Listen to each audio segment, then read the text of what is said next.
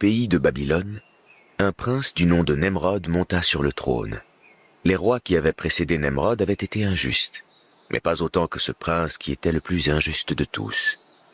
Nemrod était idolâtre, et il couvrait ses idoles d'ornements et de pierreries de toute espèce.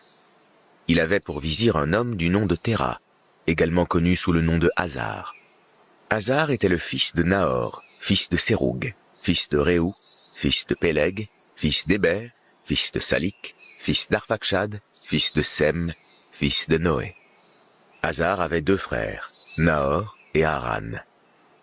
Un jour, les astrologues et les sages allèrent trouver Nemrod et lui dirent « Cette année doit naître un enfant qui brisera toutes les idoles dans ton royaume.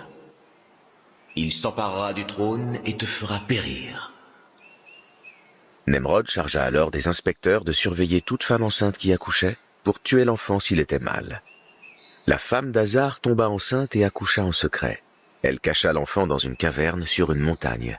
Elle déclara que l'enfant était mort, mais elle s'occupa secrètement de lui pendant des mois. Cet enfant s'appelait Abraham. Abraham avait atteint sa maturité plus rapidement qu'un enfant normal. Sa mère le fit alors sortir de la caverne et l'emmena à son père, Hasar. Elle lui raconta son histoire et Hasar conçut dans son cœur de l'affection pour Abraham. Il l'aima beaucoup et l'estima. Pour le protéger, il raconta au roi Nemrod qu'il s'agissait de son fils qui était parti en voyage et qu'il était de retour. Abraham n'adorait pas les idoles. Quand un soir la nuit l'enveloppa, il observa une étoile et dit « Voilà mon Seigneur. » Puis elle disparut. Je n'aime pas les choses qui disparaissent. Lorsqu'ensuite il observa la lune se levant, il dit « Voilà mon Seigneur. » Puis elle disparut. Ce n'est pas mon Dieu non plus.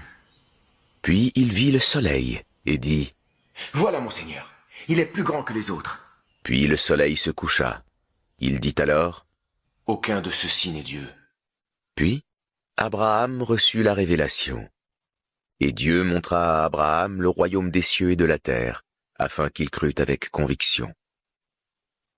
Abraham dit alors à son peuple « Ô mon peuple, je désavoue tout ce que vous associez à Dieu.